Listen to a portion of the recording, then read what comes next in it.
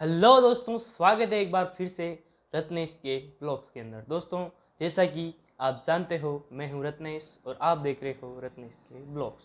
तो दोस्तों, आज के इस वीडियो में मैं लेके आया हूं आपके लिए एक खतरनाक जानकारी जो आपको जानना ज़रूरी है। दोस्तों, जानना क्यों ज़रूरी है?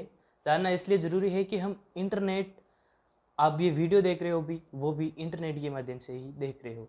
तो दोस्तों, ये इंटरनेट चलता कैसे है? आखिर आपके मन में भी ऐसा सवाल आया होगा कि ये इंटरनेट काम कैसे। एंड तक बने रहिए और हमारे चैनल रत्नेश के व्लॉग्स को अगर आपने सब्सक्राइब नहीं किया दोस्तों, सब्सक्राइब कर दें। तो दोस्तों, ज़्यादा देर ना करते हुए वीडियो को स्टार्ट करते हैं। Let's start.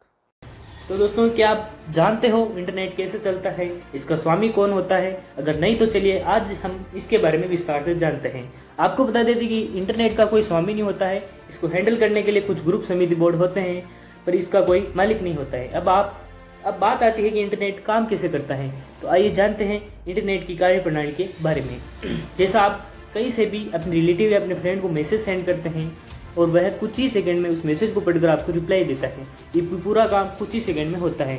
पर सोचने वाली बात ये है, ये होता कैसे है? हम इंटरनेट को समझने के लिए इसे 3 पार्ट में बांटते हैं। पहला पार्ट होता है जिसे सर्वर, जिसमें सारी इन्फॉर्मेशन सेव होती है। दूसरा पार्ट इंटरनेट सर्वर प्रोवाइडर, जो सर्वर से हमें इन्फॉर्मेशन सेंड करता है। इंटरनेट कंट्रोल ऑर्गेनाइजेशन पूरे वर्ल्ड में इंटरनेट कनेक्शन प्रदान करने के लिए हर एक देश में इंटरनेट सर्विस प्रोवाइडर को सेलेक्ट किया हुआ है। तीसरा पार्ट आपका मोबाइल का ब्राउज, जिसमें आप इन्फॉर्मेशन सर्च करते हैं। जब हम किसी भी इमेज वीडियो हम हमारे ब्राउज़र में सर्च करते हैं तो ये रिक्वेस्ट पहले हमारी इंटरनेट सर्विस प्रोवाइडर के पास जाती हैं और ये नेट प्रोवाइडर सर्वर पर रिसर्च करता है। इसके बाद सर्वर उस इन्फॉर्मेशन को इंटरनेट सर्विस प्रोवाइडर को भेजता है और इंटरनेट सर्विस प्रोवाइडर इन्फॉर्मेशन को हमें ये भेजता है। यह प्रोसेस काफ़ी तेज़ी से होता है, जिससे हमें कुछ ही सेकंड में इंफॉर्मेशन मिल जाती है। विदेश संचार लिमिटेड BSNL हमारे देश का प्रमुख ISP इंटरनेट यूजर के लिए इंटरनेट कनेक्शन लेने के लिए 2 टाइप के कनेक्शन उपलब्ध करवाते हैं, डायल अप, लीज लाइन। जब यूजर डायल अप कनेक्शन लेता है तब उसे कनेक्शन के अंतर्गत ISP उसे एक स्पेशल टेलीफोन नंबर देता है। जब भी यूजर इंटरनेट यूज करता है तो यूजर कंप्यूटर से वह नंबर डायल होता है और जब यह नंबर ISP के द्वारा दिए गए नंबर में मैच होता है तब यूजर और ISP के कंप्यूटर आपस में जुड़ जाते हैं और ये यूजर कंप्यूटर इंटरनेट से जुड़ जाता है। यूजर इंटरनेट के जरिए किसी भी कंप्यूटर में जुड़कर इंफॉर्मेशन को सेंड या रिसीव कर सकता है। डायल अप कनेक्शन की स्पीड 2400 bps से 56 kbps तक होती है और कंप्यूटर बंद होने पर नेट कनेक्शन भी हट जाता है। एक जनरल यूजर इस कनेक्शन का उपयोग करता है क्योंकि ये काफ़ी सस्ता, और जब आप इंटरनेट कनेक्शन लेते हैं तो आपको एक तय फीस देनी होती है। इसी प्रकार डायल अप कनेक्शन में विभिन्न प्रकार के ISP इंटरनेशन कनेक्शन के लिए फीस तय करते हैं। यह फीस एक निश्चित समय के लिए होती है। यह अवधि कुछ घंटों, महीनों या 1 साल तक होती है।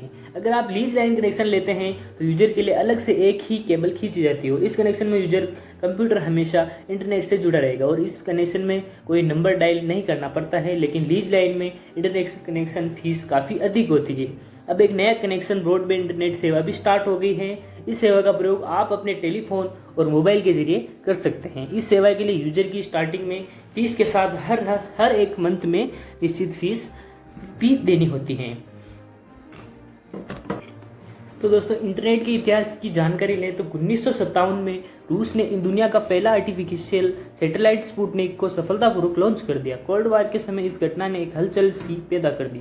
इसके बाद US Massachusetts institute of technology यानी MIT के साथ मिलकर युद्ध जैसे हालात निपटने के लिए advance research point agency ARPA की स्थापना की, जिसे अब डरपा के नाम से जाना जाता है। डरपा ने रिसर्च ARPA नेट नामक एक कम्युनिकेशन सिस्टम बनाया ताकि US की सेना गुप्त रूप से एक जगह से दूसरी जगह संदेश भेज सके।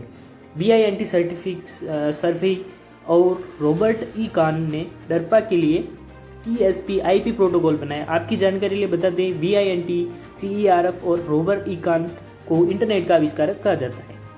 1980 के दौरान नेशनल साइंस फाउंडेशन NSF ने एजुकेशन और रिसर्च के लिए NSF नेट नाम का नेटवर्क बनाया, जिसके बाद ARPA नेट के साथ जोड़ दिया और इस नेटवर्क को इंटरनेट का नाम दिया। 1980 के समय में ही टीम बर्नर्स-ली ने WW यानी वर्ल्ड वाइड वेब पर रिसर्च करना शुरू कर दिया और उन्होंने इन्फॉर्मेशन शेयर करने के लिए HTML hyper text markup language बनाया। शुरुआत में इंटरनेट एक तरह का प्राइवेट नेटवर्क था, जिसने बाद में धीरे धीरे एक विशाल नेटवर्क का रूप लिया और आज दुनिया के लगभग देश में इंटरनेट उपलब्ध है। तो दोस्तों, अपने प्यारे देश भारत में इंटरनेट की शुरुआत की बात करें तो इंडिया में इंटरनेट की शुरुआत सन 1986 में हुई थी। सबसे पहले डिपार्टमेंट ऑफ इलेक्ट्रॉनिक्स यानी DOE ने सरकार की सहायता से एयरनेट एजुकेशनल रिसर्च नेटवर्क की स्थापना की, जिसका मुख्य उद्देश्य शिक्षा और शोध के लिए छात्रों में जरूरी जानकारी उपलब्ध कराना था। शुरुआत में IISC यानी Indian institute of science Bangalore 5, IITS Indian institute of technology Delhi, Mumbai, Kanpur, Kharagpur और मद्रास जैसे बड़े बड़े स्थानों को जो इससे जोड़ा गया। 14 अगस्त 1995 को उस समय की सबसे बड़ी टेलीकॉम कंपनी विदेश संचार निगम लिमिटेड BSNL इंटरनेट को आम नागरिकों के लिए लॉन्च किया। दिल्ली, मुंबई, कोलकाता, चेन्नई, बेंगलोर जैसे बड़े बड़े शहर के लोग डायल अप कनेक्शन के जरिए इंटरनेट एक्सेस कर सकते थे। इसकी स्पीड 9.6 KB और हर 250 घंटे के लिए $160 चार्ज किया था। दोस्तों, $160 चार्ज किया जाता था। शुरुआत में कई तरह के हार्डवेयर और नेटवर्क इश्यूज आने लगे थे, लेकिन इसके बावजूद BSNL इंटरनेट लॉन्च होने से सिर्फ 6 महीने में 10,000 सब्सक्राइबर जुड़े थे। 1 अक्टूबर 2000 को BSNL की स्थापना हुई।